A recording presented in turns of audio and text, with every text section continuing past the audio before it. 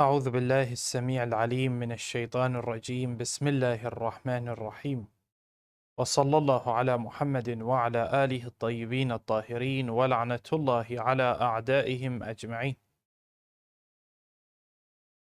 موضوع جديد من مواضيع ماذا استفادت الأمة، من سلسلة ماذا استفادت الأمة. نطرح هذا الموضوع وإننا على إيمان به في الشريعة الإسلامية الشيعية،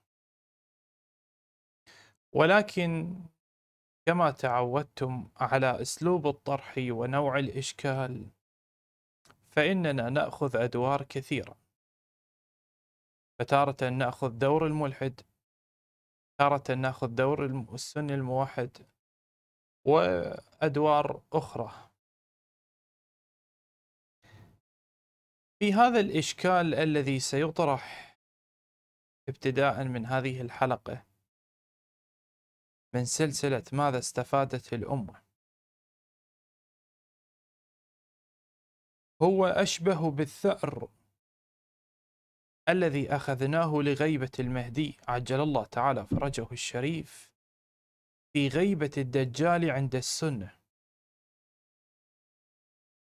أنا أتذكر جيدا كيف كانت تبرد قلوب الشيعة حينما يبدعون بردودهم وهم يبررون غيبة الدجال التي استمرت أكثر من 2000 سنة،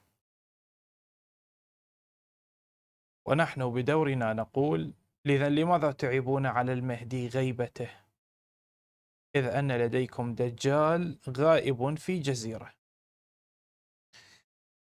هذا الموضوع أشبه بغيبة الدجال، ولكن ليس لغيبة المهدي عجل الله تعالى فرجه الشريف، إنما الموضوع مرتبط بمراقد أهل البيت عليهم السلام، بزيارة مراقد أهل البيت، بالتبرك بأي شيء عن أهل البيت،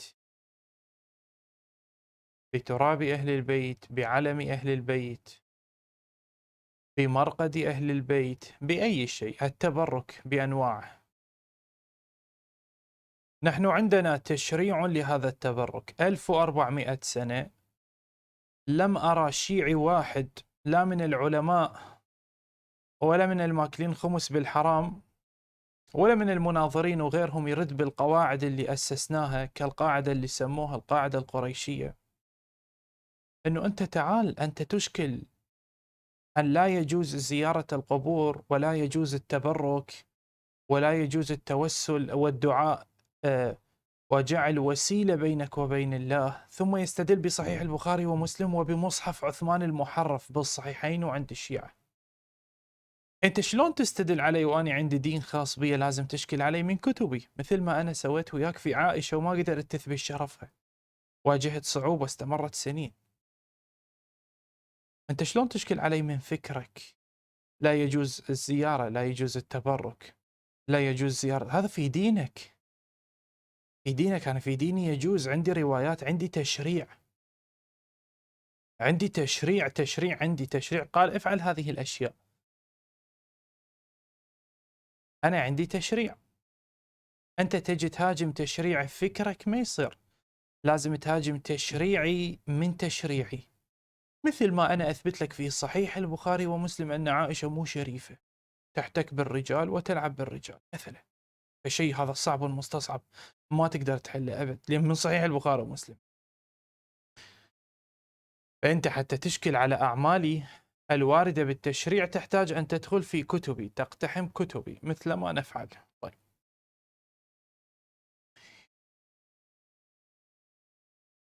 نربط تشريعنا نحن الشيعة، تشريع زيارة أهل البيت، تشريع العزاء، تشريع البكاء، تشريع زيارة القبور، تشريع التبرك بأي شيء عن أهل البيت عليهم السلام، تشريع التبرك بالمرقد، تشريع زيارة الأربعين، تشريع زيارة أمير المؤمنين، تشريع زيارة الأئمة مثلا. أشياء كثيرة، تشريع العزاء، تشريع اللطم، تشريع البكاء، تشريع البكاء مثلا، تشريع البكاء، كل هذا سيرد في هذا الإشكال. أريد أبدي من البكاء، من البكاء. البكاء هاي وين بمن نربطها؟ يقول يلا الآن نبدأ على بركة الله. يا مولاي يا صاحب، على بركة الله. هذا يقولون الشيعة يبكون على الحسين 1400 سنة، ما مؤمنين بالله وقدره. عجيب، أنت صاحي، أنت مينون ترمي حجرات على الشيطان، أنت ما مؤمن بربك العاطل.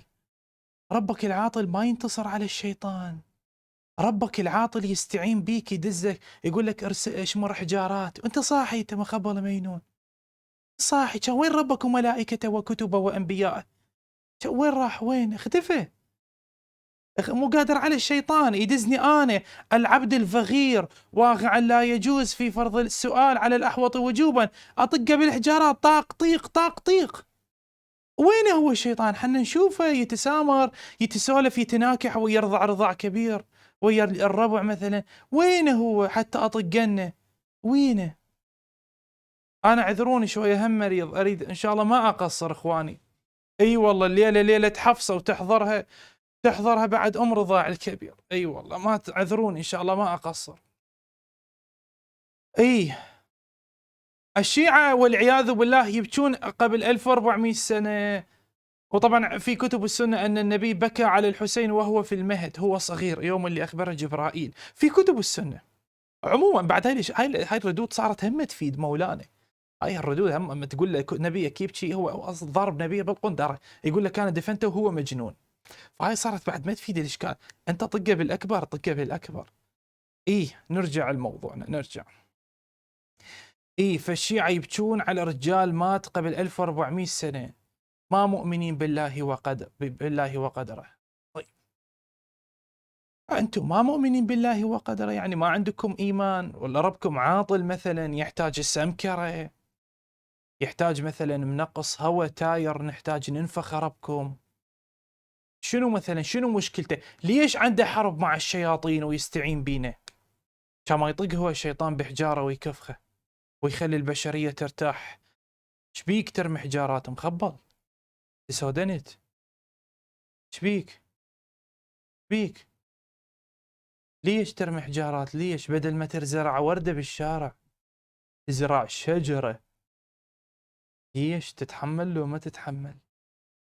ليش بدل ما تزرع لك وردة أخي السني تروح ترمي حجارات؟ هذه بالله عليك هذه مقبولة من الشيطان؟ مقبولة الشيطان يقبلها منك؟ ما يقبلها منك. بعدين تروح للبيت يطيح حظك، يجي يدمر عائلتك، يدمر أسرتك، يدمر أطفالك، وربك لن يستطيع أن يمنع وسوسة الشيطان عنك، ويورطك ويا الشيطان. لا من ربك كلتا يديه يمين، عنده 2 ايدين يمنى قدر ينصرك.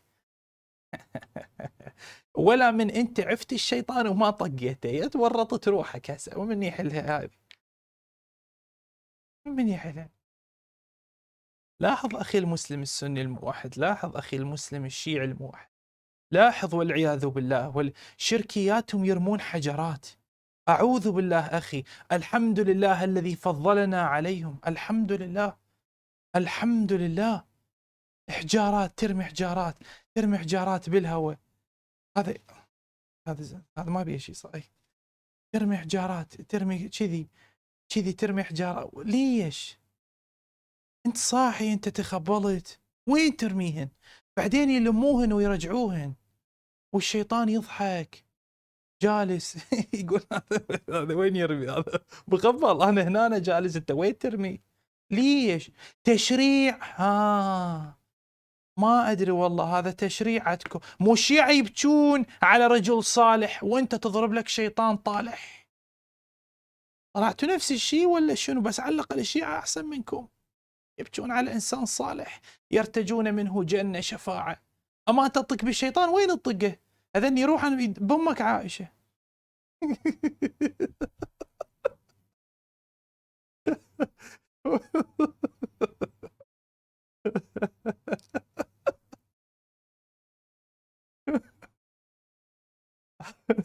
نرجع لموضوعنا، نرجع عندنا حكي كثير هالليلة. الليلة طويلة وليلة وداع ويا عمر، ليلة وداع حايح. اي مولانا ساعدني بالجواب، يساعدك الباري. اي والله. اي شمر حجارات. طيب، والعياذ بالله والعياذ بالله يا اخوان الشيعة، والعياذ بالله والعياذ بالله، لعنة الله عليهم وعلى اعمالهم. يشمر على اعمالهم، يشمرون حجارات والعياذ بالله. ما لقوا لهم زلمة يطقهم طق بالردود الحيدرية ويقول لهم لا ابوكم لا ابو دينكم لا ابو المشتركات اللي بيني وبينكم، لين انت ما عندك تشريع بها. انا اطقهن بس اعرف شلون اطقهن، اكو حدود. شمر حجارات. اي اخواني نرجع الموضوع.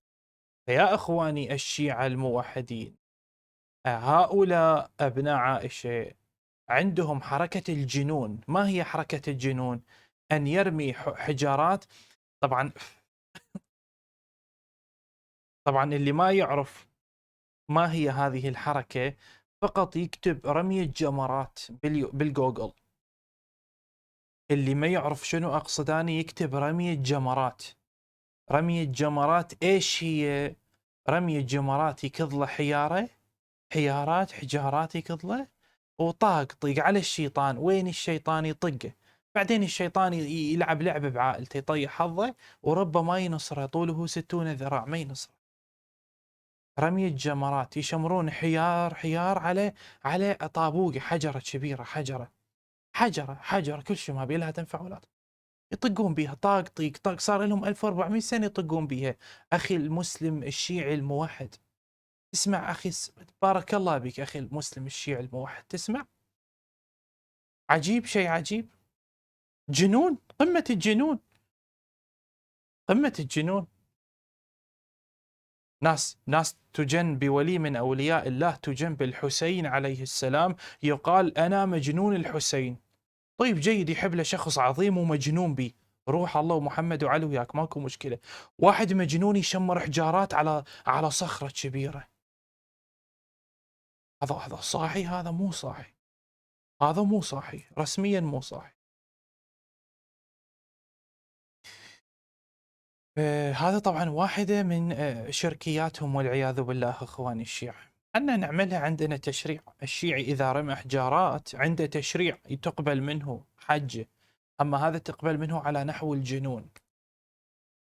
إمامنا الصادق عليه السلام حينما كان جالس بمكة وينظر إلى إخوانه بل أنفسه وهم يحجون ويطوفون، فقال إني أرى القردة والخنازير تدور حول الكعبة. فقال أبو بصير أرني يا مولاي، فمسح على عينيه فرأى، فقال يا مولاي أرجعني كما كنت، فإني لا أتحمل هذا المنظر. إخواننا بل أنفسنا القردة والخنازير يطوفون. اي طيب، نرجع الموضوع بعدين ان شاء الله، بعدين كل واحد ننطي حلقه. طيب، اخواننا بالانفسنا بعد شنو عندهم؟ انتهينا من موضوع الجمرات، ان شاء الله اخذت حقك، بكيت عفوا ضحكت بما فيه الكفايه. طيب، ننتقل لغير موضوع. والعياذ بالله والعياذ بالله، اكتبوا والعياذ بالله، بارك الله بكم، اكتبوا والعياذ بالله والعياذ بالله، اعوذ بالله أعوذ بالله أعوذ بالله أعوذ بالله أعوذ بالله من الشرك، أعوذ بالله من الكفر والزندقة والشرك.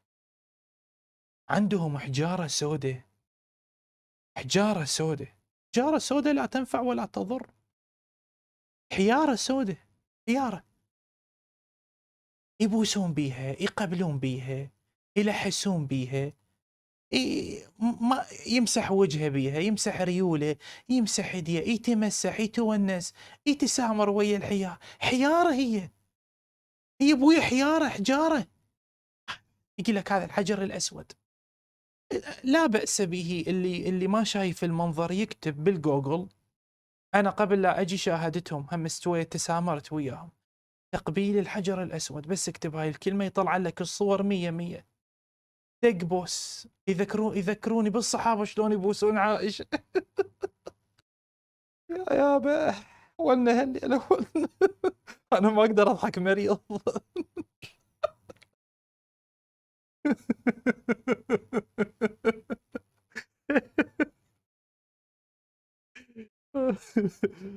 عائشة يمكن كانت هي الحجر الأسود.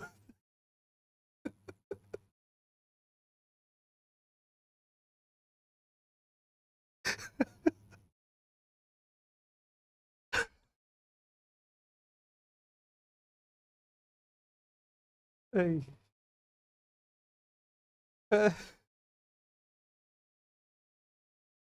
فدق بوس مولانا، هذا يقبلون بي يقبلون بي يقبلون بي، بوس بوس بوس بالحجارة السوداء، بوس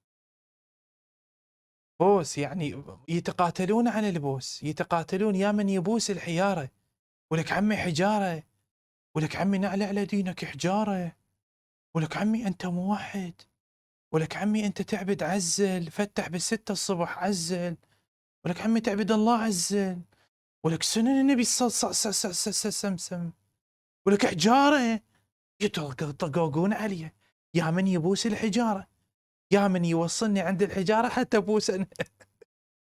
والله دخلوا باليوتيوب بالجوجل شوفوا الضيم بوس تقول بيت الست عيشة، هاي الحجارة كأنما عائشة بالضبط، ياهو اللي يجي وطايح بيها بوس ويتمسح يمسح الحجارة ويسوي يمسح على وجهه، على ريوله إذا ليش حجارة؟ أنت اعبد الحجارة ولك أنت صاحي ولك أنت مسح بالحجارة. ايش خليت للكفار ولكفرة قريش وكفار قريش واللاتي والعزى صلى الله عليه وسلم، ايش خليت لهم بعد؟ ايش هذا الكفر والزندقة والشرك؟ ايش؟ وين ربك وينه؟ ربك يقول لك تسامر ويا الحجارة، تونس مع الحجارة، تباوس، تقبل بالحجارة، تمسح بالحجارة، تمسح، تبرك بغير الله عزل. عجيب. تبرك بغير القرآن المحرف اللي جمع عثمان في صحيح البخاري وحرق المصاحف، وابن مسعود قال عثمان حرف القرآن في صحيح البخاري. تبرك بغير القرآن، تبرك بغير المصحف، تبرك بالحجارة. عجيب. الشيعة يتبركون بالتربة والحجارة، انت تتبرك بالحجارة. الله الله الله الله الله الله الله الله الله. عجيب. حجارة شيلها ذبها ارميها، انت موحد بالزبالة ارميها. حجارة انت مسلم سني موحد متبع الله عزل سنة النبي صلى الله عليه وسلم. ايش هذه الكفريات والشركيات؟ انت موحد حجارة. شنو حجارة؟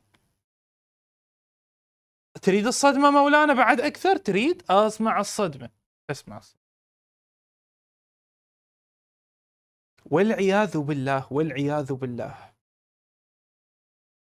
والعياذ بالله والعياذ بالله والعياذ بالله، لعنة الله على دينهم. يقولون من يتمسح بالحجارة، هذا الياموس الأسود، عفوا الحجر الأسود، من يتمسح بالحجر الأسود غسلت ذنوبه. الله ما يغسلها الحجر الأسود. إذن الحجر الأسود هو الله، بوسوه، قبلوه، اعبدوا ربكم. والعياذ بالله. الشيعة يقولون من زار الحسين عارفا بحقه قبلت زيارته ومحى الله عنه ذنوبه. أنت تضحك على الشيعة، أنت ستهزأ 1400 سنة تستهزأ بزيارة الشيعة، عندهم تشريع، أنت مو عندك تشريع بالحيارة وحيارة من إبابيل. أنت من يقول هذه حجارة؟ ممكن مال إبابيل يوم اللي هدموا الكعبة، خاصة انه القرامطة شالوه ودوه للكوفة. من يقول هو هذا الحجر الأسود؟ في روايات تقول أن هذا ليس الحجر الأسود، في آثار تقول أن الحجر الأسود بالكوفة.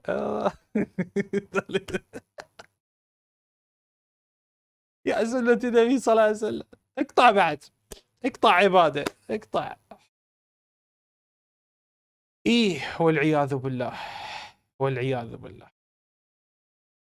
فيتبركون بالحجارة. تقبيل عندهم حكم، اللي يحب يتأكد يكتب حكم تقبيل الحجر الأسود أو تقبيل الحجر الأسود، بس اكتب راح يطلع لك أن النبي عليه الصلاة والسلام قال إني أقبل الحجر الأسود. أصلا عمر بن الخطاب عنده رواية قال للحجر الأسود. يتكلم عمر مع الحجر الأسود، يتكلم مع الحجر، مع الجاموس.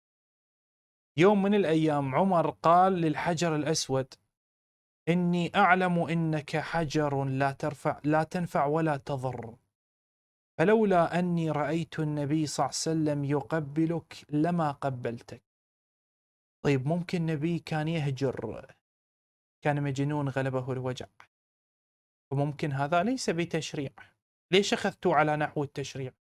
خاصة الموضوع بشرك، تقبيل لغير الله عز وجل، تقبيل لغير عائشة. بتقبيل لغير عائشة. ايه، هذا الموضوع الثاني. ايش هو الموضوع الثاني؟ الموضوع الثاني ان عندهم حجارة سوداء يتطاققون عليها، يتباوسون بها، يقبلون بها، يتسامرون عليها، يتعاركون عليها. يا من يحضنها، يا من ياخذها، يا من يتمسح بها، يا من يتبرك بها، وهي حجارة سوداء. حجر حجر حجر حجر، لا ينفع ولا يضر. حجر حجر حجارة والعياذ بالله. أعوذ بالله. حجارة حجارة والعياذ بالله. حجارة حجارة لا تنفعكم ولا تضركم، إنما آلهتكم حجارة. إنما تتبركون بالحجارة، فالحجارة لا تنفع ولا تضر، إنما تتقربون لله بالحجارة، لعنة الله على من تقرب لله بالحجارة. إخواني أعوذ بالله، أنتم إخواني بارك الله بكم، كثروا كثروا، أعوذ بالله، خلي يشوفون توحيدكم اليوم. أريدهم يشربون عرق اليوم، عرق مع اخواننا، بل انفسنا العرقشيه ان شاء الله، يزاحمونهم جيد، هم حتى العرق يصعد. اكتبوا اعوذ بالله، انتم شيعه ما عندكم، انتم رب الشرك، رب الكفريات، وهذول يستهدفوكم. هل تبين انهم يعبدون الحجاره؟ على الاقل انتم تعبدون، انتم تتوسلون باناس طاهرين الى الله، تتقربون بهم الى الله. هذول يعبدون حجار، يبوسون حجار، ينامون مع حجار، يقبلون حجار، يلحسون بالحجار، يحضنون بالحجار. ما ادري بعد شنو، ما اعرف شنو، ما اعرف انا شنو هاي الحجاره السوداء، ما جاي، نحتاج نكشف عليها. وعلاقه مو طبيعيه، يتطاققون عليها، يتطاققون. جاره، انت صاحي؟ انت صاحي؟ انت مجنون؟ حجاره ولك حجاره، ولك حجاره سوداء. هذا زين والله، هذا اجى بوقته. اي والله، حجاره حجاره، تبوس بيها، تبوس بيها، تمسح بيها، تمسح بيها. حجاره، هي حجاره سوداء ومحطوطه بك، حجاره، وانت مسلم سني موحد، شيلي الحجاره وارميها. حجاره هي، ايش بيك تبوس بيها، تقبل بيها، تمسح؟ حجاره. انت عندك الله عز وجل، قول يا الله، قول يا الله، قول يا رب شافيني، لا تمسح بالحجاره. قول يا رب ساعدني، لا تتوسل بالحجاره. قول يا رب شافي جسدي، لا تمسح بالحجارة وتمسح بجسدك. ارفع يديك لله، ادعي، لا تحط يديك على الحجارة حتى الله يطيح ذنوبك. حجارة حجارة، وما تعبدون إلا حجارة من دون الله، وما تتقربون إلا لله بالحجارة، ألا إلا وهي حجارة سوداء لا تنفعكم ولا تضركم. حجارة حجارة هي، تطاققون عليها. حجارة سوداء وانتهى الموضوع. شو حجارة؟ حجارة صاير الناس عليها كتل. طب وشوفوا الضيم، بس اكتب تقبيل الحجر الأسود، اكتب هاي الكلمة، اكتبها تقبيل الحجر الأسود. طبعا أنا سويت دراسة في الموضوع. بعض علماء السنة حاولوا يضربون الموضوع، لأن فعلا بيه شركيات ما قدروا، فعلا رادوا يضربون الموضوع ما قدروا. شوية بعضهم استهدف تقبيل الكعبة بس ما اشتغل. هسه جاي هاي راح اناقشه. لكن الحجر الأسود بيه روايات عندهم، روايات أن النبي عصى السلام عليه الصاص والعنبر كان يبوس بالحجر الأسود، يقبل بالحجر الأسود، يحضن بالحجر. حجارة، حجارة، أنت تعبد الحجارة، تبوس الحجارة؟ الله عز وجل يطلعك من عبادة الحجر. أنت كنت تعبد حجر، صح ولا مو صح؟ صحيح، تعبد الحجر، تعبد الحجر، تعبد الحجر. تالي ما تالي الحجر المعبود يتغير شكله إلى شكل مربع، وتقوم تبوس بيه تبوس بيه. طب رجع الحجر القديم مالتك. صح لو أنا غلطان؟ هاي معادلة حلوة جميلة تكفرهم بربهم إن شاء الله. أنت كنت تعبد حجر بهذا المنظر، شو الحجر تغير ونزل بهالطريقة؟ ليش صار حجر مربع تبوس بيه، تقبل بيه، تتطاققون عليه، تدافعون عليه؟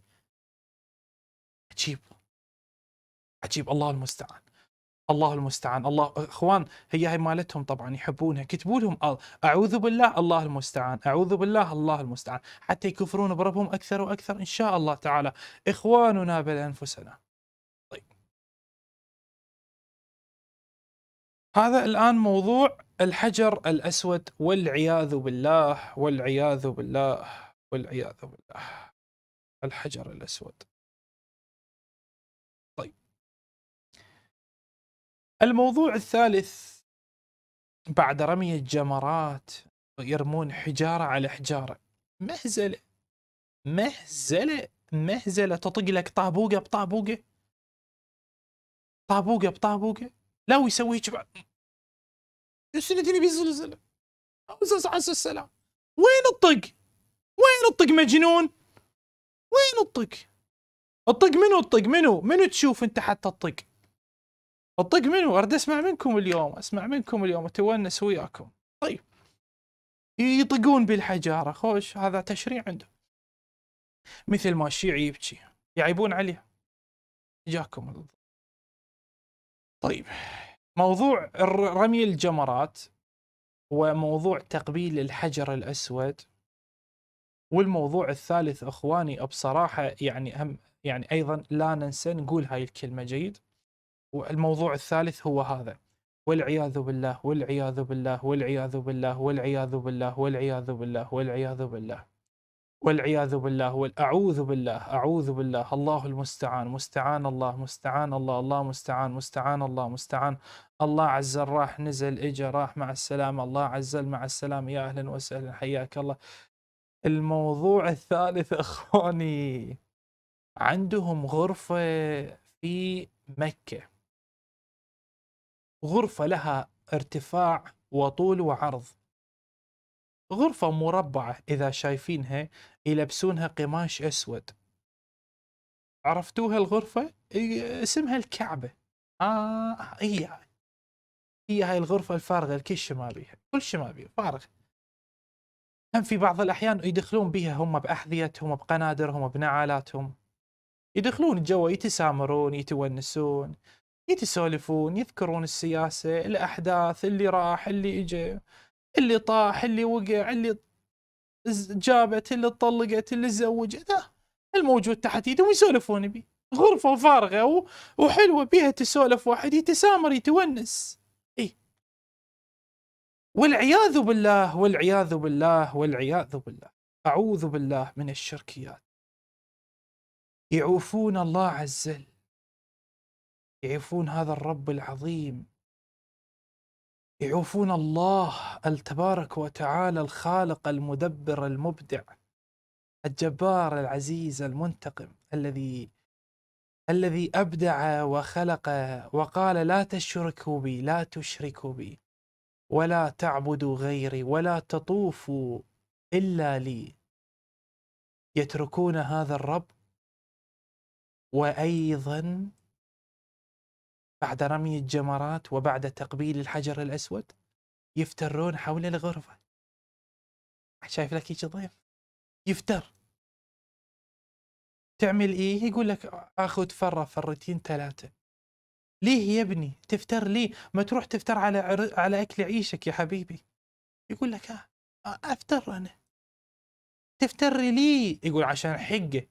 حقة إيه يعني حقة؟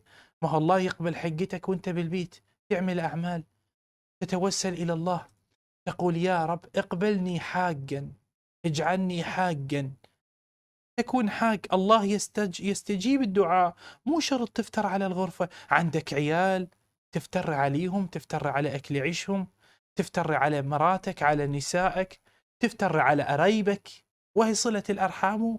ويا بخت من زار وخفف كما قالت عائشة.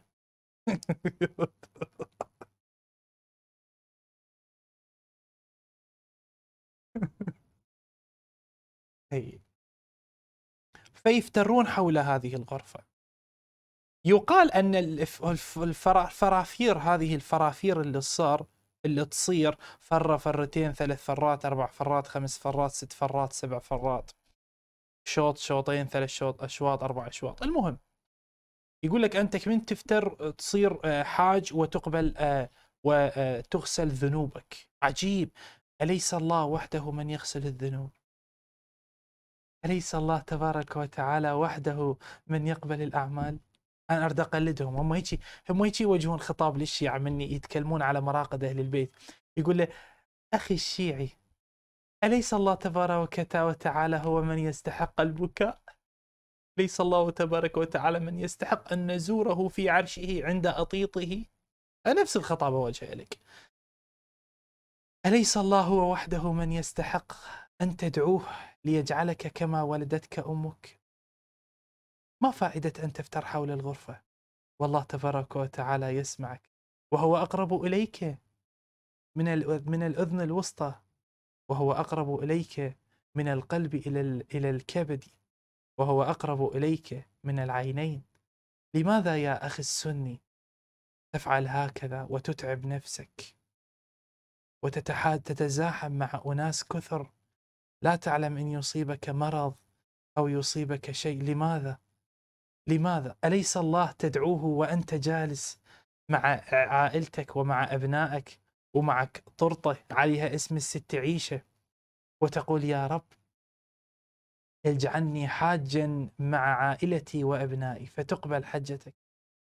ما فائدة أن تفتر حول الغرفة؟ ما هذا الجنون يا أخي المسلم السني الموحد؟ أو يقبل الله تبارك وتعالى الذي لم يجعل لنا حجرا نقبله، ولم يجعل لنا حجرا نضربه، ولم يجعل لنا غرفة نطوف حولها؟ أو يقبل الله هذه الأعمال الكفرية؟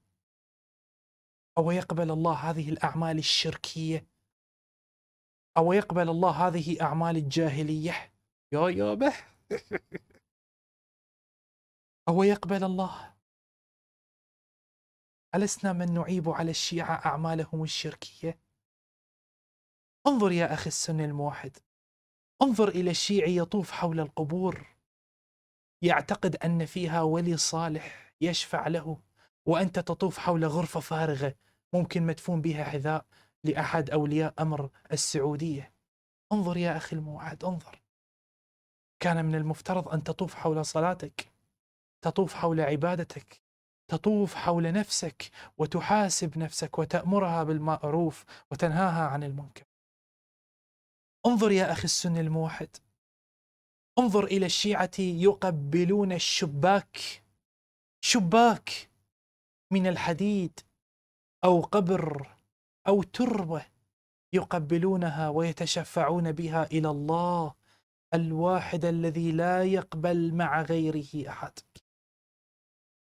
وأنت جعلوك تتقرب إلى الله بحجر أسود فارغ، لا هو ولي من أولياء الله ولا هو نبي من أنبياء الله. انظر يا أخي الموحد،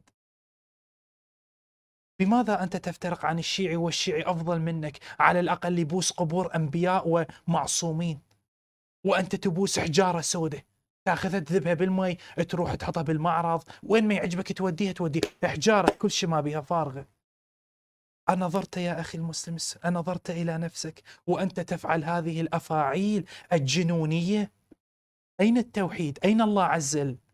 أين طوله 60 ذراع؟ خلق الله آدم على صورة الرحمن، والهاء حطها بعائشة حتى لا تظل تقول لي صورته والهاء تعود إلى آدم وهالكلاوات هاي. أكو حديث ثاني خلق الله آدم على صورة الرحمن، فعلى خلق الله آدم على صورته الهاء تعود إلى ربكم، وبذلك بقرينة حديث ثاني صحيح خلق الله آدم على صورة الرحمن، فربكم طوله 60 ذراع.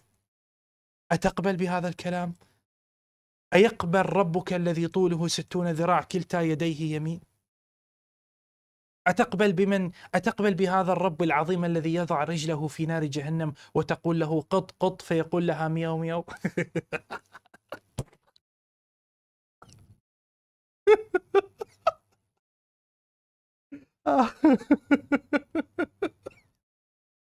هذه رواية في البخاري، أن الله عز وجل يضع رجله في نار جهنم فتقول قط قط هل امتلأتي؟ هو يقول لها هل امتلأتي؟ فتقول قط قط.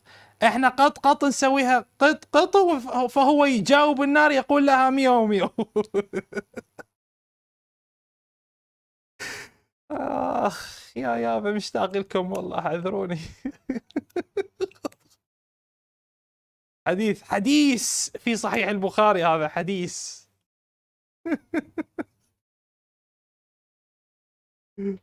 حديث أي أن الله عز وجل يضع رجله في نار جهنم فيقول لها هل امتلأتي؟ فتقول له قط قط قط قط، هو يقول لها مياو مياو. بعدين هي تجاوبه مولانا تجاوبه، يقول له بعدين هي هم تقول له مياو مياو، وبعدين يقول واو. وتصير يعني شايف اصوات القطط البزازين هذه القطط بالضبط. كل واحد يسوي صوت.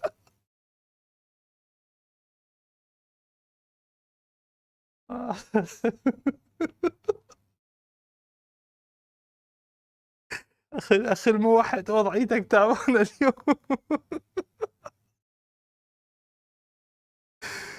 طيب.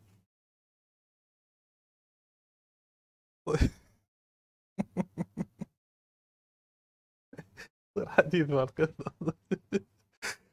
زين، يلا ويانا لا كنا نوجه خطاب. اي نعم. فانظر يا اخي المسلم السني الموحد، انظر وتأمل اخي المسلم السني كيف يتعاملون معنا، وكيف يجعل منك مشرك تتوسل بالحجارة وترمي الحجرات الجمرات وتطوف حول الغرفة تطوف. ماذا تريد من ذلك؟ ترمي حجارات على حجر.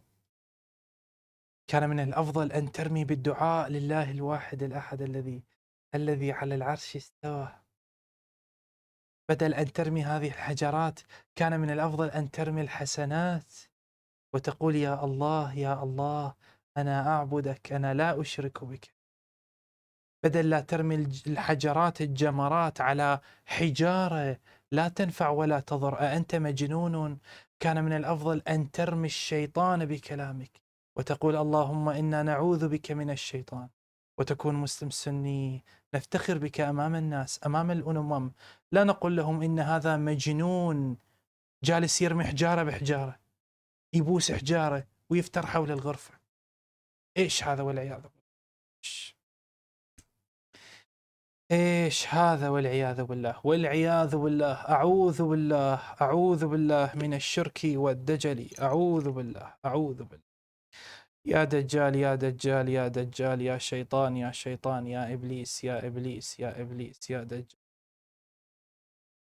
الحمد لله على نعمة الإسلام والتوحيد.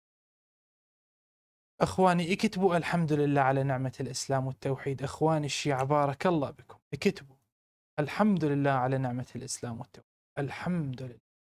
الحمد لله، الحمد لله على نعمة التوحيد، أن لا نشرك به شيئا، ولا نعبد غيره، ولا نقبل غيره، ولا نطوف حول الغرف الفارغة، ولا نقبل حجر أسود فارغ لا ينفع ولا يضر، ولا نرمي جبلا حجارة بجمرات حجارات صغيرة. أعوذ بالله من الشرك، أعوذ بالله من الكفر، إن الله أقرب مما يتصورون، ولا حول ولا قوة إلا بالله العلي العظيم. كلاوات حلو لك كلاوات، مو هذا كلاوات الموحد يا بس سني موحد 100.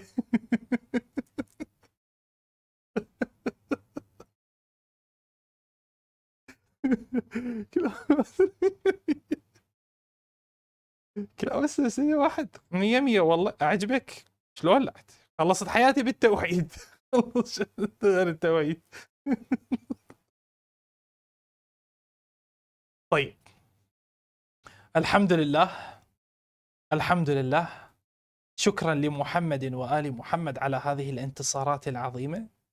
شكرا لمحمد وآل محمد على هذا الطرح الذي لم يكن له سابق أبدا. الحمد لله، نؤسس إلى طرح قاتل لن يستطيع أن يرد عليه أحد. الحمد لله. طيب، الآن نفتح باب الاتصالات إلى المهتدين من إخواننا من السنة من الشركيات والعياذ بالله. نفتح باب الاتصالات إلى السنة أبناء عائشة. طبعا إخواني، أي متصل شيعي، أي رقم عراقي يتصل يتم حضره، بارك الله بكم. الآن نفتح باب الاتصالات للسنة أبناء عائشة فقط. جيد. بس بالنسبة للسنة أبناء عائشة يمكنهم الاتصال على الأرقام الظاهرة أسفل الشاشة، إما عبر مواقع التواصل اللي مرتبطة بنفس الأرقام، أو عبر الاتصال المباشر على نفس الرقم. جيد. أهلا ومرحبا بالجميع، هداهم الله من الشرك والشركيات. تفضل. السلام عليكم. وعليكم السلام. كيف حالك يا أستاذ أمير؟ يا أهلا ومرحبا من مصر. من مصر معاذ. كنت اتصلت على حضرتك آخر بس على موضوع عائشة وفاطمة. طيب، اللي على الأساس تروح تبحث يوم اللي انصدمت، صح؟ لا، مو انصدمت، أنا تأكدت أكثر إن هو موجود البيت إن كان عندها درجة ضيافة. على العموم هذا مو موضوعنا. طيب، تمام. أنا جيت بس لأن رأيت البث يعني. في البث يقول: ماذا استفادت الأمة من تقبيلكم للحجر الأسود وتمسحكم به دون الله عز وجل، ورمي الحجارات على حجر فارغ والطواف حول غرفة فارغة؟ هو حضرتك اولا نحن نعتقد ان القران صحيح. تمام. ديت خلينا دلوقتي ان القران صحيح. عندنا ايه في القران بتقول، وده اجمع عليها تفسير العلماء، انه بيقول ايه: وليوفوا نذورهم وليطوفوا بالبيت العتيق. مو متذكر بدايه الايه، بس الايه كده تقدر تبحث عنها. وفي التفسير انه هو البيت العتيق. أن البيت العتيق هو الكعبة. إذن فالله عز وجل قد أمرنا في كتابه العزيز أن نطوف بحول الكعبة. ده أول شيء. ثاني شيء، سنة عن النبي الله إبراهيم سنة عليه السلام في حديث صحيح في البخاري ومسلم أن النبي طاف حول الكعبة. تمام. هو ماذا استفادت الأمة من الطواف حول الغرفة الفارغة؟ هي إيش بيها هاي الغرفة الفارغة؟ الله احنا نقول بأنه كما قال في القرآن أن الله أمرنا بأن نتعبده بالطواف حول بيت الكعبة. أنا وياك اسمعني، هذه القضايا بيها تشريع، أنا وياك أعرف بيها تشريع، افتهم، ما يحتاج تنقل لي التشريع. هو القرآن عندكم ما بيه تشريع أنه أنت تعمل به، لأن جماعة عثمان ونبيك مات. هذه القضايا بيها تشريع، أنا أعرف، فلا تقول لي بيها تشريع، أنا أدري بيها تشريع. أنا أتكلم ماذا استفادت الأمة. يعني أنت الآن تجي على حجارة سوداء. بس دقيقة، اسمع هذا السؤال، جاوبني على هالسؤال. أنت الآن تأتي على حجارة سوداء، تترك الله عز وجل وتترك أن تتوسل بالله وتتقرب إلى الله، وتأتي وتحضن حجارة سوداء وتقبل الحجارة السوداء وتتمسح بالحجارة السوداء. أين الله؟ أولا نحن نفعل هذا ثم نتقرب من رسول الله صلى الله عليه وسلم كما نقول يعني نبيك كان يتمسح اللي هو كتاب الله يعني اللي نبيك هو كان قبل الحجر. اي نعم، قبل الحجر، الله بدليل صحيح عن عمر بن الخطاب انه قال هو لو نعم أدري، هاي لو قلت لا عن ما رايت جيد رسول الله. جيد مم. فيعني نبيك كان يقبل الحجارة. تمام، هذا صحيح متواتر عندنا وعندكم، فده أنت ما ما فيهوش عليك اشكال يعني، بي ولا أخي ارى فيه الكريم، باسا. لا تقول عندنا وعندكم، وإحنا ناس كافرين بيكم. جيد، لو سمحت أنت تكلم عن هو نفسك. هذا الأسلوب التركي مال عندنا وعندكم، لأن القرآن عندك محرف وأنت بالذات ما قدرت تثبته. يوم اللي ناقشتك به وأثبت ابن مسعود في صحيح البخاري أن عثمان حرف القرآن بعدما مات نبيك ولم يجمعه. فلا تقول كلمة عندنا وعندكم علشان ما أرمي أسهم. جيد، هاي آخر مرة، لا تقول بعد هاي الكلمة. أنت تكلم فقط بدينك، فنعيد من جديد. هاي قوية مؤذية. هو ليش استعمل كلمة عندنا وعندكم؟ لأن الكلمة مؤذية. احنا ناس كفار، فانت لا تستدل بينا. طيح الله حظ دينك، احنا ناس كفار، لا تستدل بينا. اعيد السؤال طيب طالما للمرة الثانية. فنبيك كان يقبل الحجارة التي لا تنفع ولا تضر؟ لو كانت لا تنفع ولا تضر لما قبلها النبي. يعني الحجارة ديت هذه الحجارة تنفع وتضر؟ اولا. جاوبني، هذه الحجارة تنفع وتضر؟ ايوه، لا ليست تنفع ولا تضر، ولكنها امر من الله ان نقبلها زي ما كان عندكم. يا بيه. الله يا الحجر الأسود، وين كنت؟ وين كنت هذا الضرب الحيدري ونايمين عنك؟ وين كنت؟ أول شيء قال أن النبي نعم قبل الحجارة، أول شيء. الآن نرجع للتسجيل موجود. السؤال الثاني الاستفزازي، النبي قبل حجارة لا تنفع ولا تضر؟ قال لا، نبي لا يقبل حجارة لا تنفع ولا تضر. طيب أنت قلت قبل قليل، استدليت أن النبي قبل الحجارة بشهادة عمر بن الخطاب، وأنت دخلت تفتخر. ليش الآن سحبت كلامك؟ سألت كلام على ايش؟ أو ما يدري على انه اسمه كان الذي لا ينفع ولا تضر يعني، ولا ان النبي كان يقبل الحجر؟ طيب شوف، رست واتصل بي. جيد، خطي رست. شكرا لك، شكرا لك. طاح الضربة قوية اخواني، طيحت. اعوذ بالله. لاحظت اخي الموحد؟ لاحظت؟ يقبل حجارة لا تنفع ولا تضر من دون الله، او تتخذون غيره آلهة لا تنفعكم ولا تضركم بل تطيح حظكم. هذه على قراءة ابن عباس، بس ما حطها عثمان بالمصحف. تفضل.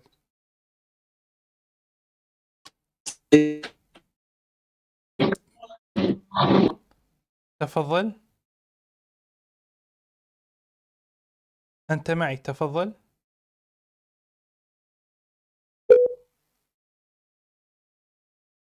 من السعودية، تفضل.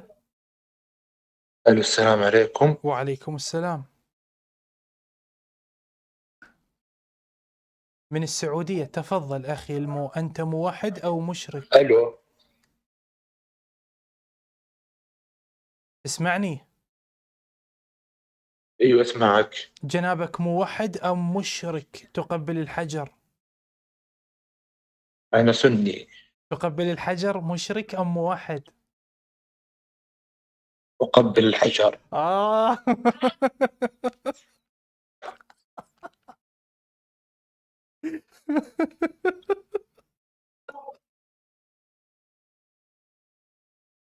يا علي، يا علي والله انت صارت. يا علي، يا أهلا ومرحبا. أنت لست موحد، مشرك تقبل الحجر وتتوسل به من دون الله. تفضل أخي السني المشرك، ماذا استفادت الأمة من شركك وأنت تقبل حجر لا ينفع ولا يضر؟ انا مو مشرك، انا اسوي مثل ما فعل نبيي.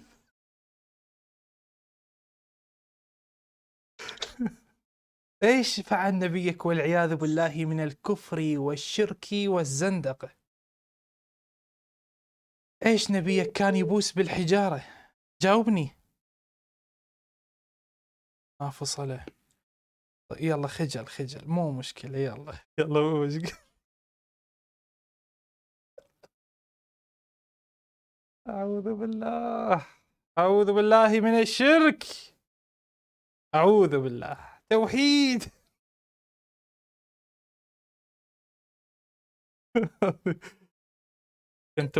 كنتم مفكرين انه بعد ما في شيء اكثر من ضربة المصحف المحرف؟ لا، بعد. أيوه شغل عدل إن شاء الله.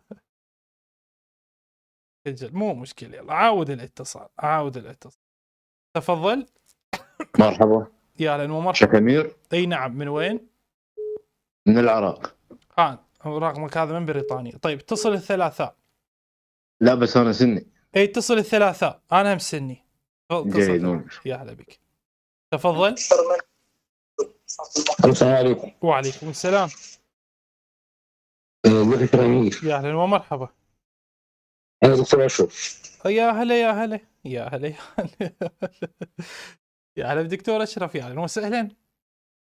أهلا وسهلا بك يا باشا. العنوان النهارده العنوان يخض بتاع اللايف بتاع النهارده. اي اعوذ بالله، انت مشرك تعبد تقبل الحجر وتتقرب به الى الله ام تتقرب الى الله بالله فقط؟ أنا مسلم سني موحد أقبل الحجر. الله يخرب بيت ست عيشه. هذا كفر هذا. لا، ما أنا في عقيدتي تقبيل الحجر ده مش كفر، لأن النبي بتاعي في عقيدتي يعني قبل الحجر الأسود. أنت تتخذ الحجر زلفة إلى الله، والذين يتخذون غير الله زلفة تقربهم من الله. هذه آية طبعا على ابن مسعود. خاف واحد يقول قراها الشيء غلط. انت شاب، هذه قراءة ابن مسعود. لا. اي تفضل كمل. بص يا شيخ أمير، بص الدين فيه طقوس، ومن ضمن الطقوس تقبيل أماكن طاهرة على وجه الكرة الأرضية. من ضمن الأماكن الطاهرة اللي على وجه الكرة الأرضية مكان طاهر اسمه الحجر الأسود. طيب النبي قبله وإحنا بنقبل وراه. ماذا استفادت يعني أنت ماذا تستفاد من تقبل الحجر وتترك الله عز وجل؟ طالما النبي عملها يبقى أكيد في فايدة معينة بستفيدها معنوية بتدخل جسمي أكيد. يعني طالما النبي عملها، ولا النبي هيعمل حاجة ملهاش لازمة؟ وأنت يعني سابقا الأجداد كانوا يعبدون الحجر وأنت الآن تقبل الحجر. لان لما النبي لو جه ما قال لي اعبد الحجر كنت عبدت الحجر، لكن النبي قال لي لا قبل الحجر بس، ما قاليش اعبد الحجر. الله. فنبيك نهاك عن عبادة الحجر وقال لك قبل الحجر. مظبوط. ايه اللي زعلك في كده؟ سبحان الله، فيها ايدي. لا ما فيهاش حاجة. لا بس احنا حتى نفتهم ما هو توحيدكم اللي خبصتونا به خبص موحد. طلع هذا توحيدكم. طلعتم من عبادة الحجارة إلى تقبيل الحجارة. الحجر الأسود فقط، البقعة هذا المكان بغض النظر هو حجارة، هو لا تنفع ولا تضر. هو حجارة لا تنفع ولا، هل ينفع ويضر؟ الحجر الأسود لا ينفع ولا يضر، ولكن تقبيله سنة عن النبي، عملها النبي بتاعنا. سمعنا أن النبي عمل كده، لازم نعمل زيه. يا علي ممكن كان يهجر نبيك لأنه يقبل شيء مو لا ينفع ولا يضر، شيء مو معقول هذا. ولا طالب لا يهجر دي كلمة قالت في النهاية بتاعت النبي عليه الصلاة والسلام. لا يا دكتور اشرف، لطالما كان يتكلم بكلمات مخالفة لله، لطالما كان ينزل القرآن يعاتب نبيك ويوبخ نبيك ويتكلم معه بقوة، لطالما كان الصحابة يصححون الدين لنبيك. فسؤال، ممكن هذا تقبيله للحجر كان شرك ما يدري به من شرك الجاهلية. الله آثار بقيت في نفسه فأدخلها في الدين وهو لا يعلم. من المفترض أن تنتبهوا إلى هذا الشيء، وخاصة أن الصحابة كانوا يعدلون له يصححون له. ربك كان يوبخه يحاسبه. فممكن هذا الشيء مو صحيح لأنه حجر لا ينفع ولا يضر، يعني شيء مو طبيعي. حتخش بدماغ ازاي يا شيخ أمير؟ أنا شايف إن ده في إسقاط على رفض السنة لبعض معتقدات الشيعة. أنت ما يعني عايزك لا تقفز خلك بدينك. حنا ناس كفار، نعبد كل شيء، نعبد صخر، نعبد بقر، نعبد حجارة. أنت بالتوحيد أنت ما عليك بينا، أنت جيت عليه. ماشي. انا هل ما المشكله في تقبيل حجر ما دام هذا شيء عمله النبي؟ يعني ايه المشكله كده؟ انا لا انكر هو تشريع عندك، ركز وياي، انا لا انكر، جيد، ولكن انا فقط احاول ان اشغل عقلك. اقول لك ان نبيك كان ربك يحاسبه ويوبخه وكان يحاسبه محاسبة شديدة بالقرآن عندكم بتفسير عكرمة ومجاهد. أضف على هذا الصحابة كانوا يصححون له صومه، صلاته، بل حتى قراءته للقرآن كان ينساه وهم يصححوا له. وكان في بعض الأحيان أصلا يرتكب حرام، يجي يصلي على منافق لولا عمر الذي نهاه وقال ألم ينهك ربك أن تصلي على المنافقين. فأنا أقول بما أنه هو أيضا كان في زمن الجاهلية، ممكن هاي أدخلها من الجاهلية لكم تقبلون حجر، هذا قصدي. لأن أنت تقول طيب لا ماشي. ينفع ولا يضر، يعني شيء مو طبيعي. الطواف حول الكعبة ده شيء مذكور في القرآن وأنت تعلم هذا. شلون؟ الآن الطواف حول الكعبة موضوعنا مو الطواف، موضوعنا هاي الحجارة التي لا تنفع ولا تضر. ماشي. مع الحجر الأسود ده لا ينفع. سبحان الله. إيه المشكلة إن يبقى في الدين طقس معين من طقوسه تقبيل حجر أسود؟ وغير الله، واتخذون من دون الله آلهة تقربهم إلى الله زلفة الذين يتقون. احنا ما عبدناهوش، احنا قلنا في فرق بين العبادة وبين يدعون التقبيل. أنه احنا نقبله بس. يدعون أنه يقربهم. هل هذا الحجر يقربك إلى الله؟ وهل هذا الحجر يقرب النبي إلى الله؟ أنت تسألني، أنا كافر بيك وبدينك وبنبيك. أنت تسألني أنا في دين النبي تقرب به إلى الله. جيد. فأنت تقول أن الحجارة تقربنا إلى الله. لا بص، إذا كنت عايز توصل لكده الحجر الأسود يقربنا إلى الله. جيد. فالحجارة عند السنة تقربكم إلى الله. مش كل الحجار. مش كل الحجارة، حجارة من هنا وحجارة من هنا.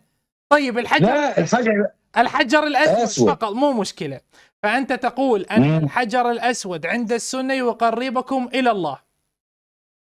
أيوه. طيب أنتم تعتقدون أن لا شيء يقربكم إلى الله لأنكم لا تتخذون دونه وسيلة، والذين يقولون إنما تقربنا إلى الله، وهذا ما يصير بقراءة ابن مسعود.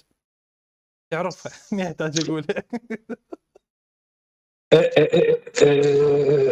ايه المشكله في تقبيل الحجر؟ يعني بالنسبه ليك انت. لا، ما هو انتم هاجمتم الناس والكره الارضيه كلها انه لا يجوز ان تتخذ بينك وبين الله وسيله.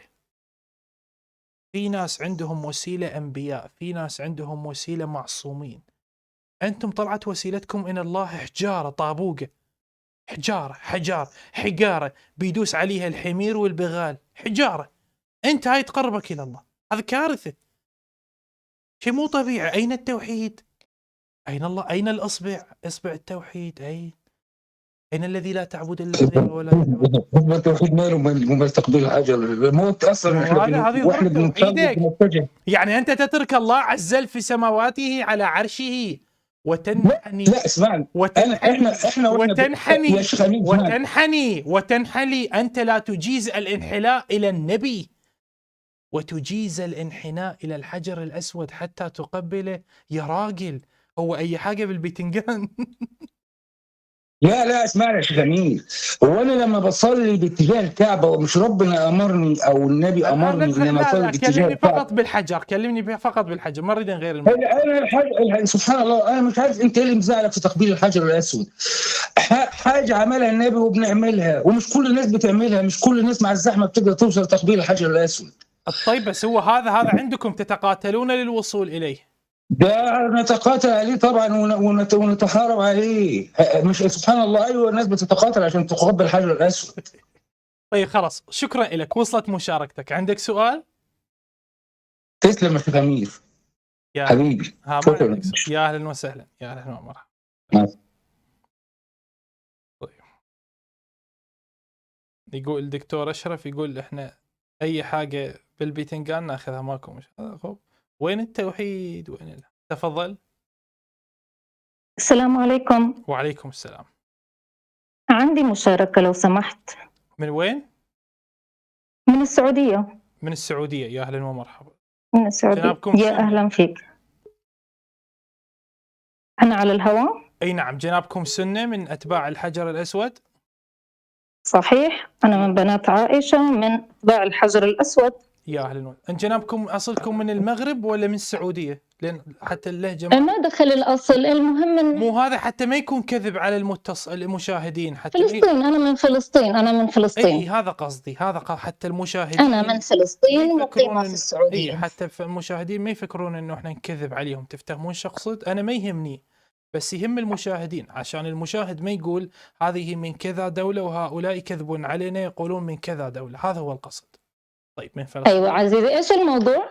الموضوع والعياذ بالله، والعياذ بالله في فرقة إسلامية والعياذ بالله. تدعي التوحيد وتترك الله عز وجل والتوجه إليه وتأخذ عز وجل، عز وجل الله عز وجل وتقبل الحجارة، حجارة سوداء موجودة في مكة، ولا نعلم هذه الحجارة لماذا يقبلونها، لماذا يتركون الله، لماذا يتوسلون، لماذا ما هو الفائدة، هل تنفع، هل تضر؟ علشان أحكي لك. أي نعم يتفضلوا. حاضر حاضر، أنا حوضح لك، يمكن الإخوة ما استطاعوا أنهم يوصلوا لك النقطة، ولكن أنا عندي نقطة. بالنسبة للحجر الأسود، نعم إحنا بنتبرك فيه لأنه جزء من الجنة، مش إحنا بنستعمل أي حجر ونعبده أو نتقرب به. طيب. إحنا الحجر هذا تحديدا نازل من قطعة من الجنة، لذلك هذا الحجر تحديدا واحد في الكوكب، واحد في الكون، إحنا بنتبرك بتقبيله اشتياقا للجنة. هذا الشيء. طيب هو الشيء الثاني عذرا سيدي، بس معلش الله يرضى عليك، خليني أكمل حديثي وبعدين. مهمة، لا نقطة مهمة، كيف نزل؟ فضل. نزل لونه أسود؟ والله ما شفته لما نزل، أنا شايفاه الآن. أي لا، مو هذه ضدكم. لا كيف يعني ضدنا؟ ما فهمت. لأنه نزل أبيض وبسبب ذنوب السنة الموحدين تحول أسود، فأنتم تقبلون حجر مليء بالذنوب وشرب الخمر ولحم الخنزير والكفر بالله والشركيات. عند البعثة كان أبيض؟ بلا بعثة هو صار أسود، هذا الروايات. عند بعثة الرسول عليه الصلاة والسلام هل كان أبيض واسود بعدين من أعمال السنة بعد ما إحنا اختلفنا مع الشيعة أيام معاوية هو أسود؟ أي نعم، نزل أبيض وأصبح أسود بسبب ذنوب السنة الموحدين وكفرياتهم وشركياتهم ولعبهم بالدين، فأنتم تقبلون حجر مليء بالشركيات والكفريات. حزنا على الحسن والحسين أسود؟ ما أدري في دينكم هذا؟ لا أنا بسألك أنت. أنت ما تسأليني، أنا كافر بيك وبربك، جيد؟ لا تسأليني، الكلام فقط عندكم في دينكم، فتفضلي كملي. فأنت تقولين جزء من ديننا تقبيل حجر مليء بالذنوب، صح؟ لا لا لا لا لا لا, لا. ما أنا ما حكيت، لا أنا ما تقولني كلام أنا ما قلت. أولا أنا ما حكيت إنه جزء من ديننا، جزء من ديننا الحج لبيت الله الحرام والطواف حول الكعبة. هذا اللي ذكر عندنا في كتابنا الصحيح اللي هو القرآن الكريم الذي لم يتم تحريفه. يعني الحجر تمام؟ الذي حرف بشهادة ابن عباس وابن مسعود والصحابي علي في صحيح البخاري ومسلم، يعني الحجر الأسود ليس تقبيله ليس من دينكم، هذه من الشركيات؟ لا ما هي شركيات، لا أنا ما حكيت أنها شركيات، أنا بحكي ما هي فريضة. لا هي فريضة. تقبيل الحجر الأسود مش فريضة. لا مش فريضة، احنا الفريضة عندنا اللي هي عليه نصوص. طيب ماشي طيب يا عزيزي اسمعني الآن. النصوص، هل أنا مثلا الكعبة عبارة عن إيش؟ أنت قبل شوي في البث كنت قاعد بتحكي إنه الكعبة. نتكلم بالحجر الأسود. ليش نتهرب؟ ليش؟ طبعا تريد تتهرب من إنه الحجر الأسود له نصوص لتقبيله، تريد تتهرب، تريد تبين إنه هو مجرد جهاز جيمينج ومحطوط بالكعبة والناس تقبله، ما حد يعرف منه حطه. لا، أكو نصوص في كتبكم، هنالك نصوص تقول لك اذهب وتمسح به وتبرك به وقبله، نصوص عندكم. طيب ماشي تمام. تتهربين لماذا؟ هل هذا عار يعتبر على دينكم؟ لا ما أتهرب، أنا حكيت لك بالبداية أنا من الناس اللي بتقبل الحجر الأسود ولي الشرف. أي جيد، فأكو القبلة أنت حكيت. لا تغيرين الموضوع أختي الكريمة، تعلمي، لا تقولين الكعبة، لا تقولين القبلة. الآن موضوعنا الحجر الأسود، أخلص من الحجر الأسود أتكلم بغير نقطة. شوف تريد تتهرب، والله العظيم مستعارة من تقبيلها للحجر الأسود دون الله عز وجل. نرجع، فعندكم نصوص تقول بجواز تقبيل الحجر الأسود؟ 5 نصوص إيش؟ لديكم نصوص تقول بالتمسح والتبرك وتقبيل الحجر الأسود؟ ما قرأتها، ولكن أنا بدي أحكي لك شغلة. الآن أنا بحج مرة واحدة في العمر وبعتمر. قبل قليل قالت ماذا؟ البث المباشر يشهد. قبل قليل قالت نعم في نصوص وأنا مؤمنة بها وأنا ممن يتبرك بالحجر الأسود. الآن حصرتها وين؟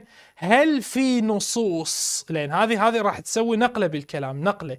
هل في نصوص تقول عندكم؟ هي نعم النصوص موجودة، بس عار يا هالحجارة السوداء، صارت عار مثل عائشة بالضبط.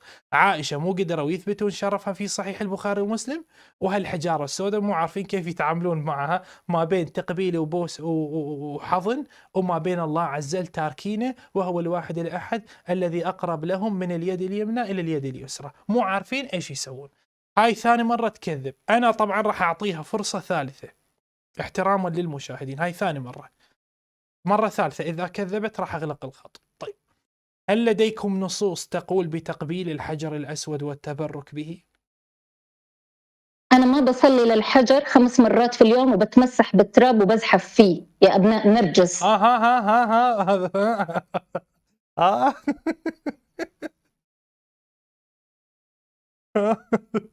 شو الله العظيم، عرفت؟ عموما لا بأس به أن تكملي رضاع الكبير في فرض السؤال كما قال إخواننا بل أنفسنا وعملكم مبرئ للذمة، وجايها إن شاء الله الفتوى إلا العب بها لعب. عملكم مبرئ للذمة أن ترضعي 10 رضعات مشبعات لشباب مكة والسعودية والرياض وإخواننا بل أنفسنا في جدة والمملكة العربية المتحدة السعودية، وبما أنك من فلسطين فتكملين 10 رضعات مشبعات إلى الشعب السعودي الكريم. تحياتنا للشعب السعودي، يا أهلا ومرحبا، يا أهلا وسهلا. شفتوها؟ اللي انكشفتها أنه هي كذبت تتجاوز على السيدة نرجس اللي هي ما عندها دليل ضدها. اللي انكشفتها تكذب ما تقبل، مفروض ما أكشفها تكذب، لازم أخليها تلعب. تفضل أنت معي، تفضل. كيف حالك؟ يا هلا بيك، قرب لي المايك، قرب لي المايك وارفع لي صوتك. من وين؟ قلت كيف حالك؟ طيب ان شاء الله. من اليمن. من وين؟ من اليمن. من اليمن. موحد ولا مشرك تتوسل بالحجر الأسود؟ لا موحد، انا سني موحد. يعني ما تحترم الحجر الأسود، ما تشتري فلس. بس انا اريد اوضح لك نقطة. لا جاوبني انت، ليش مستعار؟ هذا هم مستعار، شلون مصيبة؟ عم روح شيلوه. طيب اوضح لك. شيلوا الحجارة السوداء ذبوها بالبحر، مستعارين. انت موحد ولا موحد تعبد تتوسل تبوس بالحجر الأسود؟ انا موحد سني، ولكن اشرح لك عبادة الحجر الاسود. كيف تلزمني الان اجاوبك يا نعم يا لا؟ لا ما بين عبد الحجر، انا لا مو تعبده، انا لا اقول تعبده. شوف يغير كلمات حتى ينقذ ربه، ما تقدر والله، طاب عليك وعلى ربك والله ما بقي لكم شيء. انت موحد لا تقبل الا الله وتتوسل الى الله، ام انك سني تتبرك وتبوس بالحجر الاسود؟ زي بلد اللي قاعد نقبل. اوضح لك، انا ما قلت كلمة عبادة، ركز بالكلام. انت سني تعبد الله وتقبل الله وتقبل اعماله، ام انك سني تقبل حجر اسود حجارة موجودة بالكعبة؟ الحمد لله اني انا اعبد الله واقبل الله ولا اقبل حد. جيد، فانت مسلم سني موحد تعبد الله وتقبل الله ولا تقبل الحجر الاسود، صح؟ نعم بالضبط. احسن. طيب وما هو حكم الذي يقبل الحجارة والعياذ بالله؟ طيب خلاص الان السؤال عندي، الجواب عندي صح؟ اي يلا خلاص اتركني اجاوب. شوف، اول شيء احنا عندما نقبل الحجر الاسود ليس تقبيلا في الحجر او تبريكا في الحجر، ولا نتبرك احنا بالحجر الاسود. طلع خرطي لا ينفع ولا يضر. اي طيب فضيحة. سبب التقبيل سبب التقبيل احنا الحجر الاسود اعترف انها نازل من الجنه، وهذا شيء اول مره امير القريشي يعترف بشيء انها نزلت من الجنه، والحمد لله هذا اعتراف. لا هذا موجود. اي نعم، وكان ابيض وصار اسود بسبب ذنوبكم الوسخه. كمل. طيب سود هذا سود الله وجوهكم. سود بسبب اعمالكم حمالكم، مو انتم المسلمين حول الكعبه، حل الشيعة ناس نطوف بالقبور. خلينا نكمل. كمل يلا. طيب. كمل. حلوه هذه. انت عندما يعجبك شيء ابنك لا كمل على الحجر الاسود. كمل. هو على الحجر راح اصيده صيده رهيبه. انت عندما تقوم بمسك ابنك عاجبك تقوم بتجميل ابنك من حبك للصح ولا لا؟ طيب ابني ينفع ويضر افضل من الحجر شنو ربطه؟ لا انا لا اقرب الحجر، انا عندما اقرب من الكعبه من حبي لله سبحانه وتعالى، انا اقرب الى الكعبه ليس تفكيرا الكعبه، ولكن حبي لله ومكان ظاهر احب اقتراب الكعبه. فانت من حبك لله تبوس الحجاره. اقسم من حبي لله لو هو مكان ظاهر، حتى لو كان مكان انا لا اتبرك بالحجر. تبوس تاخذ لك بوسه بوستين 3 بوسات 4 بوسات تقبله. يعني انا عندما اقبل رسول الله من حبي لله سبحانه وتعالى اقبل رسوله، وليس تبكرا وتبركا وتمسحا بالحجر. جيد. هسه رسوله ميت وربك فوق، فانت تبوس الحجاره. انا اعتمرت لن أبص الحجر الأسود، ولكن فقط هي شعار، هي رمز فقط. خجلان والله. الله سبحانه وتعالى وضعها، الله سبحانه وتعالى وضع الحجر. يا علي خلينا نكمل. السؤال واضح. أنت الآن ربطت ربط جميل، وصلنا إلى هاي النتيجة. فأنت تقبل الحجارة لتقربك إلى الله أو تتذكر بها ربك، صح؟ لا تفهم، والمشاهد انا اتمنى لا يفهم غلط. انا لا اقبل الحجاره من اي تقريب الى الله، ولكن الحجر وضع في مكه اطهر مكان، ولكن عند زياره والله اشكال يا علي. وهذه ايه واضحه ان يطوف بهما، ولكن من حب يعني وصلت للمكان تقبله وتمشي. فانت تقبله لو ما تقبله؟ أقبله وليس تبركا أو أنه يقتل. والله العظيم في بداية الاتصال مرة مرتين قلت أنت لا تقبله.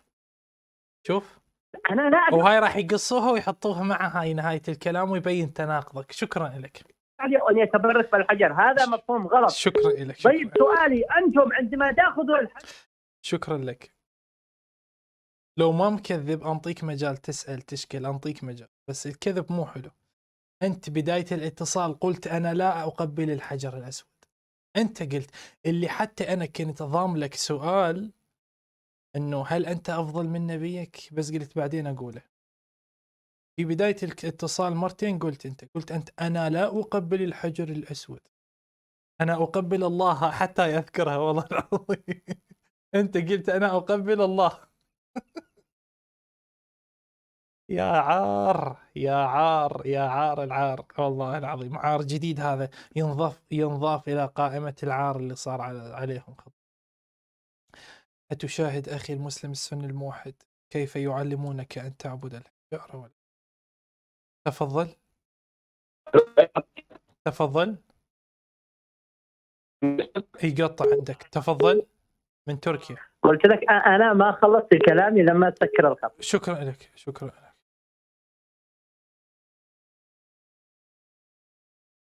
تفضل.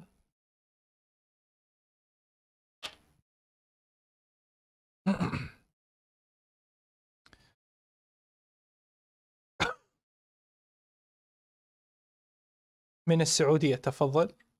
لا من السويد. تفضل. أنت معي. تفضل من السويد. تفضل. طيب من السعودية. تفضل. السلام عليكم. وعليكم السلام. كيف حالك يا شيخ؟ يا هلا بك. يا اهلا ومرحبا. أنا اتصلت عليك يوم السبت وانقطع اتصالنا، أبغى أكمله. طيب أنت سني جنابك؟ أيوة أنا سني.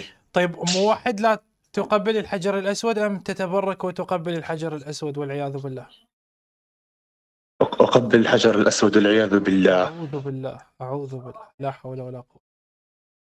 طيب لا حول ولا قوة إلا بالله. ليش تتقرب إلى الله زلفة بالحجارة السوداء التي لا تنفعك ولا تضرك ولا تقربك من الله؟ لأن هذه سنة نبي صلى الله عليه وآله. سنة نبيك ماذا كان يفعل؟ كان يقبل الحجارة. نعم كان قبل الحجارة. وهذه الحجارة تنفع وتضر؟ لا تنفع ولا تضر. أنتم تقبلون ما لا ينفع ولا يضر. نعم اتباع بالنبي. غيرني بخرطي هذا. احترم نفسك. لا مو يمك والله مو يمك. يعني نبي يعلمك تقبل ما لا ينفع ولا يضر. وكارثة هاي. لا هذه مو كارثة والله العظيم كارثة. هذا أنت 1400 سنة تعيب على الشيعة. الشيعة نبيهم علمهم أن يقبلوا ما ينفعهم ويضرهم، فيقبلون مراقد الأنبياء، مراقد الأئمة المعصومين، ولا يقبلون ما يضرهم. الظاهر صار سبق بالكلام. أما أنت تقبل ما لا ينفع ولا يضر. يعني أنت تشوف لك حديدة بالشارع تبوسها، تشوف لك قطة بالشارع تبوسها، تشوف لك كاميرا بالشارع تبوسها. هاي كارثة هاي. ما راح تبوسه لأن النبي ما باس، النبي باس الحجر الأسود. نبيك ما باس كاميرا، باس حجر أسود. نعم. أنت شغلكم بس حجارة. أيوة لأن النبي قبلها. شغلكم بس حجارة. والله حلو جي. هم حلو. يعني أنت تقول إنه إحنا ما نبوس أدوات أخرى، لا تخافون، إحنا شغلنا بس حجارة، صح؟ نعم لأن النبي قبلها. نعم لأن النبي قبلها هي. وبالله لا تنفع ولا تضر. نعم لا تنفع ولا تضر، لكن النبي قبلها ونحن نتبع سنته. طيب، وتترك الله عز الواحد الذي أقرب إليك من البطيخ. لا ما راح تركه. ما راح تركه لأن الله أمرنا أن نتعبد بسنة نبيه، ومن سنة نبيه تقبيل الحجر الأسود. زين هو نبيك بشهادة الصحابة في الصحيحين كان مرات يهجر، يتخبل، يسوي أشياء حرام. أعوذ بالله كيف يهجر؟ لا شنو كيف يهجر؟ مو عمر قال أن الرجل لا يهجر مج غلبه في الوجع. حب لا تسوي عليها الكلام. رجاء بدون كلاوات لو سمحت. مرة من المرات صلى على المنافقين وجاء النبي عمر وقال له ألم ينهك ربك أن تصلي على المنافقين. مرة من المرات حرم ما أحل الله. تخيل أنت ربك يحلل شيء هو يحرمه، يحرم ما أحل الله، فربك يقول له لما تحرم ما أحل الله لك تبتغي مرضات أزواجك. فكان يسوي محرمات كثيرة. فممكن يعني بس أريد أحط بعقلك هيك شيء، ممكن تقبيله للحجر الأسود الذي لا ينفع ولا يضر وأنت مسلم سني موحد لا تعبد إلا الله ولا تتقرب إلى الله إلا بالله. ممكن كانت هذا فعل من عنده، فعل طائش. لا ما كان طائش، كان الله عاتبه لكن الله لم يعاتبه. مو بعض الأحيان ربك ما عاتبه بس عاتبوه الصحابة. عتاب الصحابة ما يقدم ولا يأخر. شلون ما يقدم؟ بالعكس. أيوة. عتاب عمر عتابه أن نبيك يهجر فتح باب الاجتهاد، لأن نبيك أراد أن يكتب شخابيط. لا كان بيكتب وحي، النبي لا ينطق عن الهوى، كيف يكتب شخابيط؟ أراد يكتب شنو؟ النبي أراد أن يكتب وصية من الوحي، النبي لا ينطق عن الهوى، كيف يكتب شخابيط؟ أنت من وين تجيب هذا الأخ؟ جيد، يعني عمر منع الوحي حتى وصلك لهاي النقطة. أيوة عمر منع الوحي. إذا لعنة الله على عمر ومن أحبه.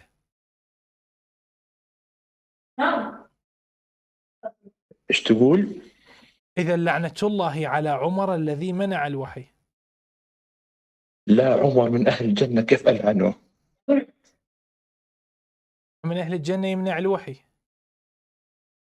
أيوة كان من أهل النار شي يسوي هذا؟ استغفر الله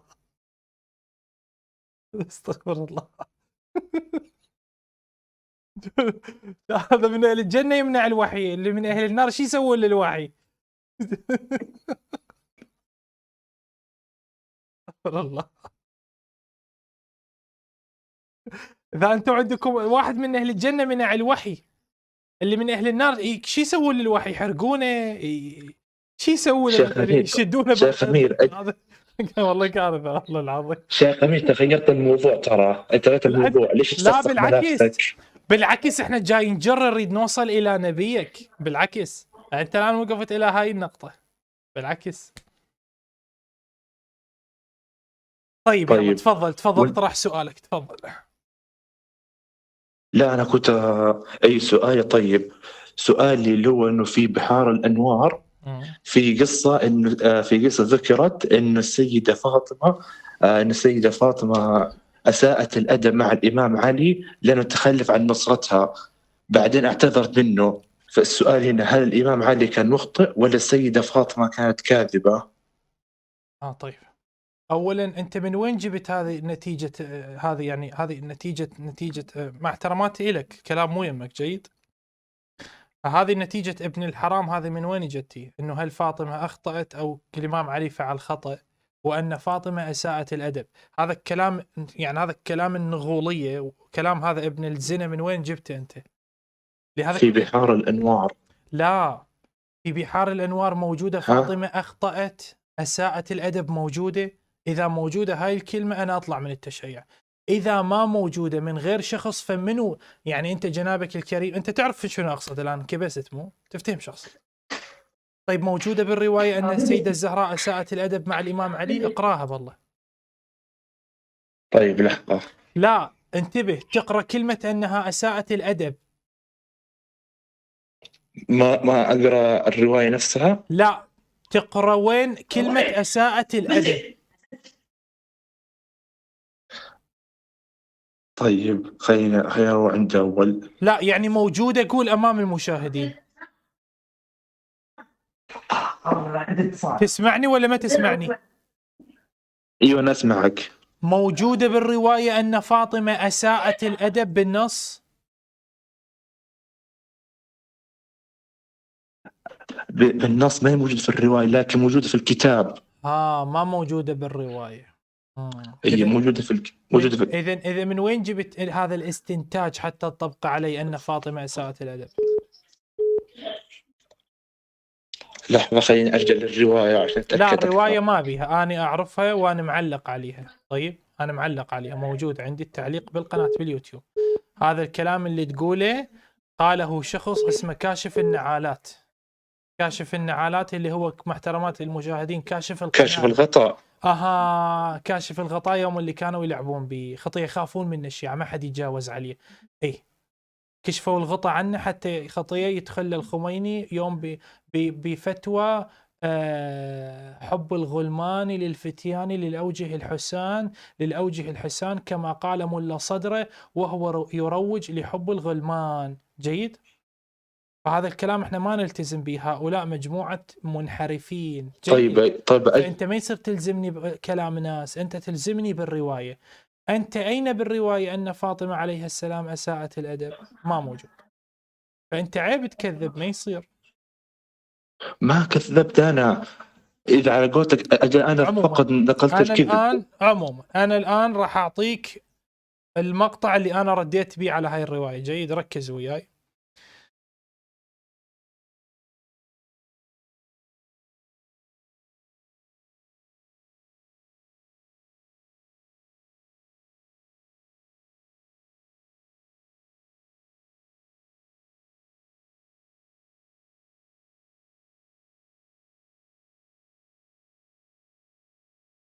أنا ما أذكر شنو اسم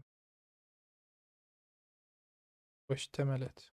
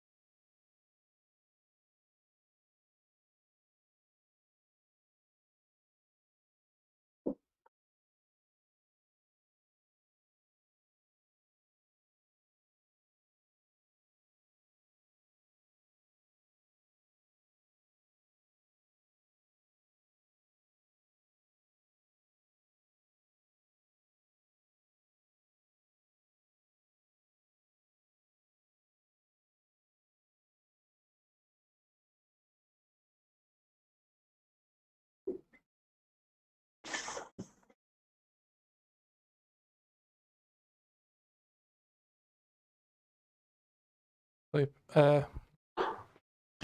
طيب أنا الآن مو قادر أذكر اسم المقطع، لكن عموما راح إن شاء الله ينشرونه بالتليجرام. جيد، بالقناة بالتليجرام. زين، يا هلا بك. وانت اذا قدرت تكتب جزء من الروايه مع اسمي باليوتيوب ممكن تطلع لك. جيد جيد. يا هلا بك، يا اهلا وسهلا.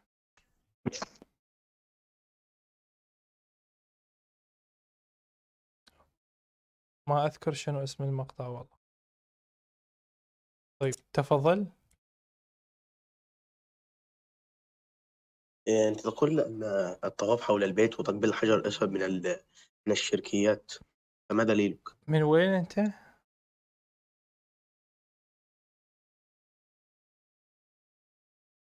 اسمعني. إيه أسمعك. قال من مصر؟ نعم. طيب يا أهلا بك. يا أهلا. سني تتقرب إلى الله بالحجر الأسود وتقبله، أم سني موحد لا تفعل هذه الأشياء؟ أتقرب بالله بتقبيل الحجر الأسود.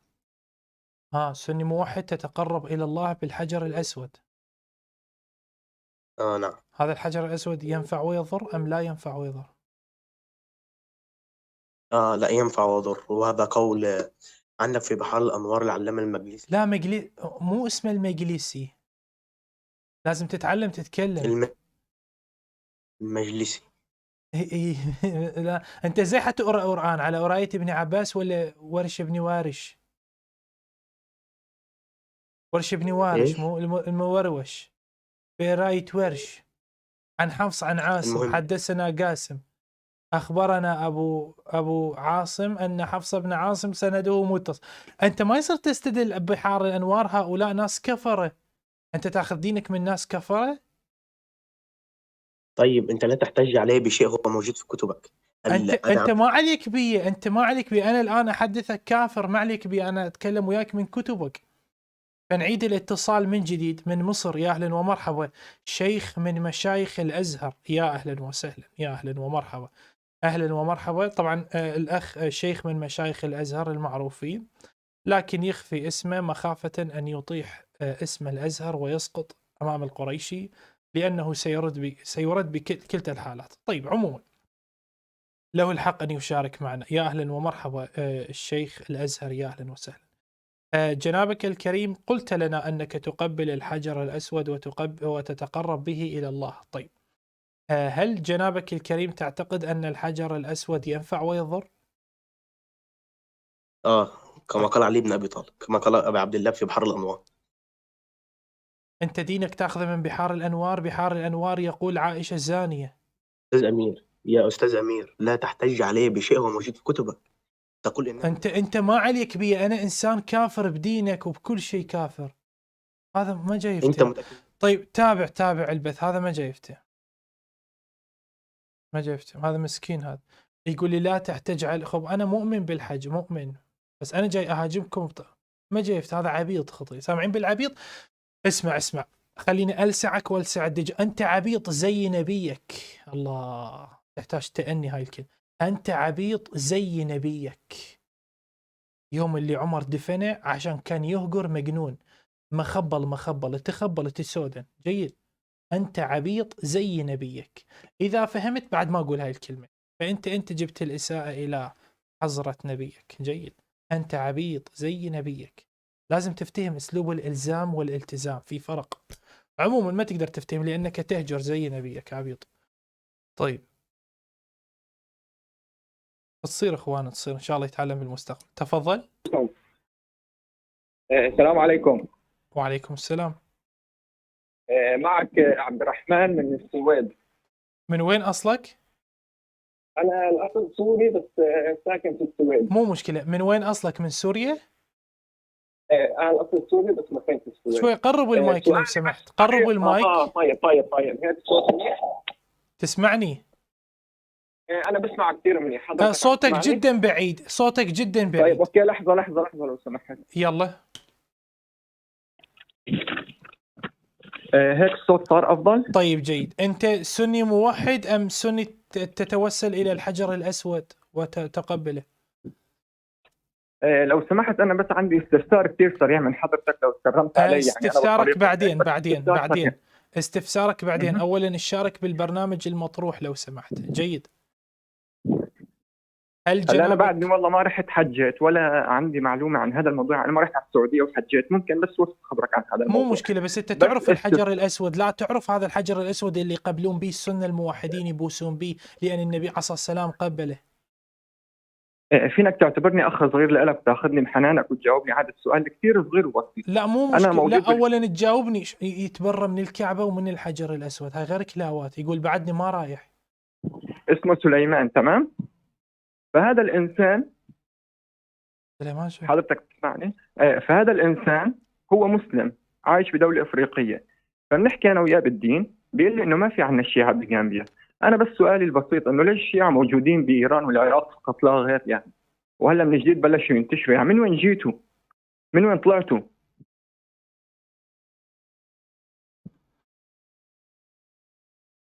فينك تجاوب على هذا السؤال ولا ما عندك علم؟ يعني هذا السؤال جدا صعب بصراحه. انت ما فينك تجاوب على هذا السؤال. يعني انا هلا عم بقول لك هو مسلم من دوله افريقيه، قال لي نحن بس مسلمين ما عندنا شيء اسمه شيعة ولا هيك. يعني هدول الناس يعني ليش محرومين نعمة الشيعة مثلا؟ تفضل. فأنت تقول لي كيف الشيعة انتشروا؟ انتشروا لأن دينكم تبين أنه خرطي، فاتخذوا دين الله الحقيقي الإسلام الصحيح للإسلام المزيف. هذا هو السبب. آخر 10 سنين يعني وجدت تيك توك ويوتيوب صار في شيعة، قبل ما كان في شيء مش شيعة. بسبب اليوتيوب والتيك توك صار في شيعة. انت ما عم تجاوبني بصراحه. انت ما عم تعطي جواب. لان اي نعم، هذا ايضا هذه التفاته جميله، لان الحقائق بدات تصل لهم. اكو فد ملاحظه جدا قويه، لان المواقع التواصل بدات تكشف اعداد الشيعه. قبل اعداد الشيعه ما حد يقدر يعرفهم لان انتم تقتلونهم. طيب انا هلا بالسويد وفي ناس عم تفوت الاسلام بس ما بيعرفوا شيء عن الشيعه. طيب لا انت لا تسمعني ولا ما تسمعني. اعداد الشيعه قبل ما معروفين لان انتم بتقتلوهم. جيد. أما الآن يقدرون يعبرون عن رأيهم، يتكلمون في بعض البلدان فبدأوا ينعرفون. هذا هو السبب. ما شاء الله. أنا عم بحكي معك بالبصل أنت بتجاوبني بالبطيخ. بالبصرة يعني... بالبصرة عائشة موجودة عندها معركة يدقونها هناك بالنعال. شكرا لك يا أهلا بك. يمكن قال إذا قال البصرة فأنا رديتها، إذا ما قال البصرة تحياتنا لأهل البصرة. خوش قلت لو عائشة كذا.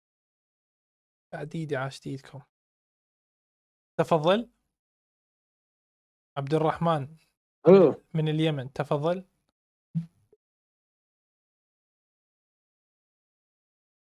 أنت معي. تفضل.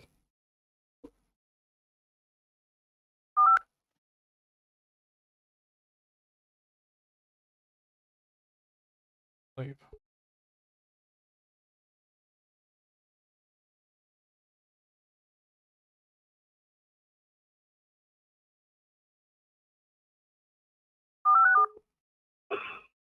تفضل.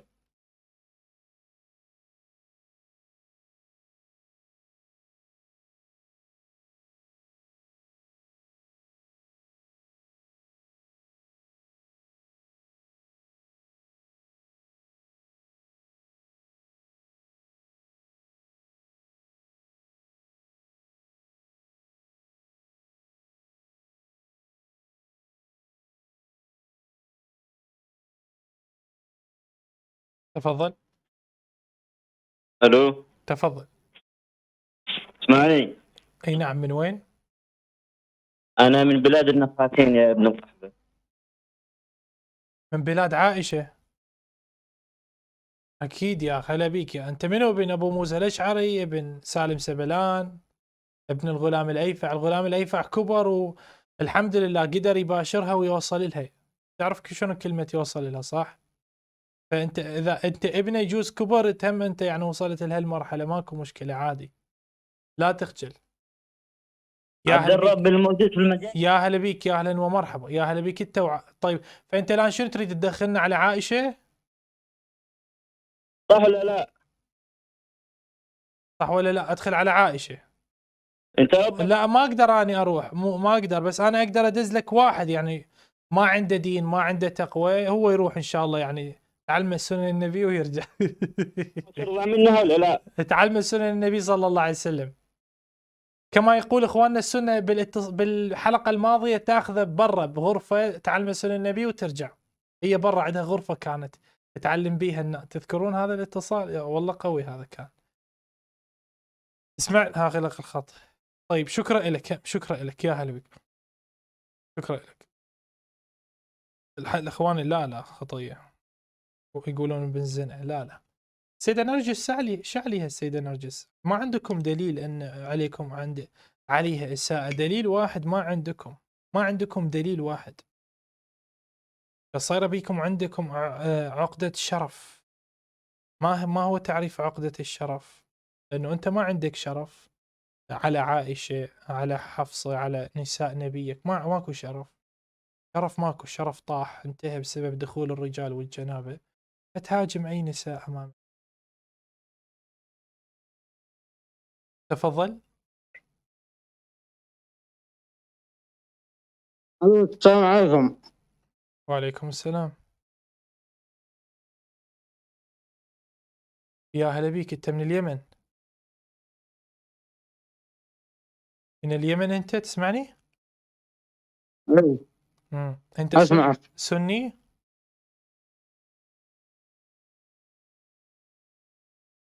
سني ولا شيعي؟ كيف؟ سني ولا شيعي؟ انا سني. وانت تقبل الحجر وانت مخزن قات ولا طلع القات عشان تحبه زين؟ كيف؟ الحجر الاسود، هذه الحجاره الموجوده بمكه. ايوه احنا نقبلها، والسبب هو لتعظيم شعائر الله. يلا بالله انهم صارت عندهم شعائر. دقيقه واحده. انت تقبلها وانت مخزن قات ولا تطلع القات عشان البوسه توصل، القبله توصل؟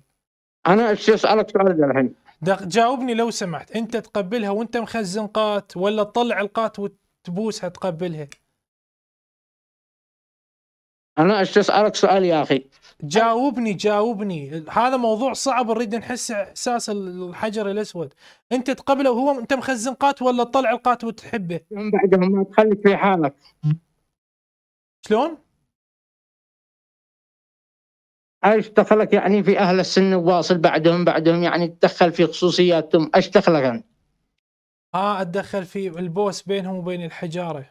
يعني انا اقول بدل لا يبوسون الحجاره خلي يبوسون نسوانهم عشان ما نسوانهم خطيه يعني تصير عندهم غير اشياء. لا هذا عقيده، انت لازم انك تحترم عقيدته مهما كانت. اتدخلت بخصوصياتك وبخصوصياته ما حد يتدخل في حق الثاني. يعني انت من عقيدتك ان تقبل حجر؟ اكيد. وهذا الحجر لا ينفع ولا يضر. هذا الحجر نزل من الجنه، نزل ابيض وصار اسود بسبب الذنوب، فانت تقبل حجر مليء بالذنوب. طيب انا بين اقبل تعظيما لشعائر الله. جيد. هل الحجر هذا ينفع ويضر؟ يعني يدخلك جنه مثلا او يوديك؟ طيب انت ام انه لا ينفع ولا يضر؟ بس مباشر ايش بتستفيد؟ جاوبني، غير الموضوع. هل الحجر ينفع ويضر يوديك عند الجنة ولا لا ينفع ولا يضر؟ أول جاوبني على سؤالي. لا ما يصير، أنا جاي أتكلم ما يصير. أولا شلون تغير الموضوع؟ هل الحجر هذا ينفع ويضر يوديك الجنة؟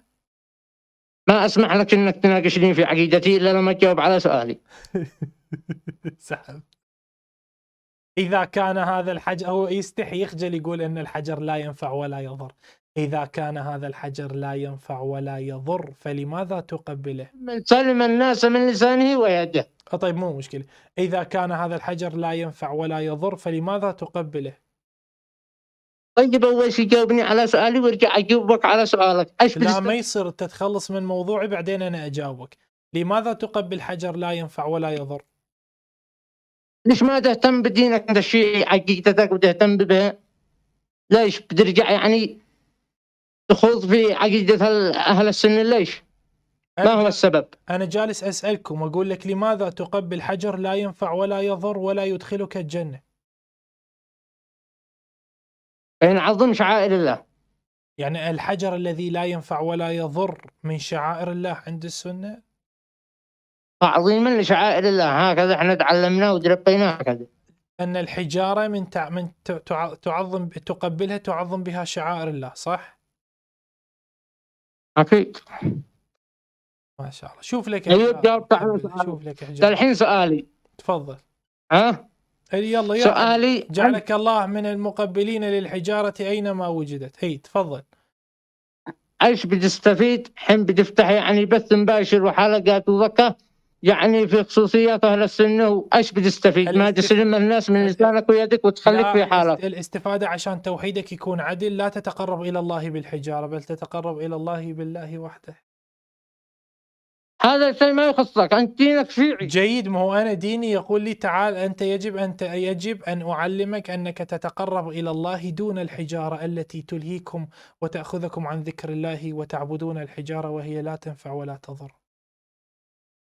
طيب الله قال في القرآن قل يا أيها الكافرون لا أعبد ما تعبدون ولا تعبدون ما أعبد، يعني أنت خليك في دينك وأنا في ديني. أي نعم أنا مخليك بدينك ما قاتلك، بس أنا أدعوك بالكلام، هذا موجود، هذا حق وهو الجدال.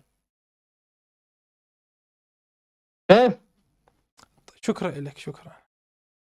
هذا يقول لي لا تتكلم، اسكت، زعلان على الحجارة، يعبدون الحجارة والعياذ بالله.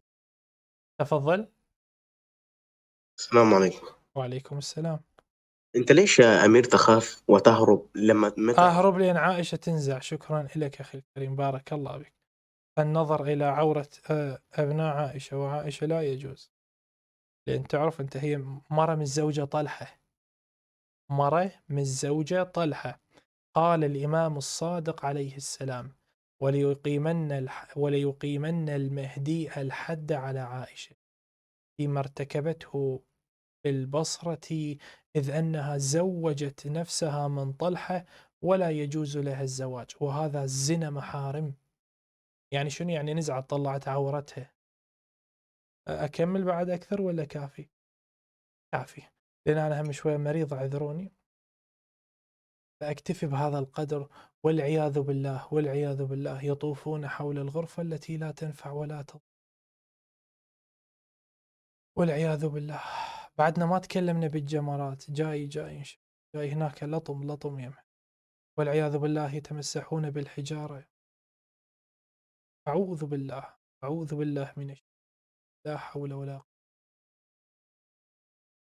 النصر لعلي ولشيعته. الحمد لله رب العالمين، صلى الله على محمد وعلى آله الطيبين الطاهرين، ولعنة الله على أعدائهم أجمعين.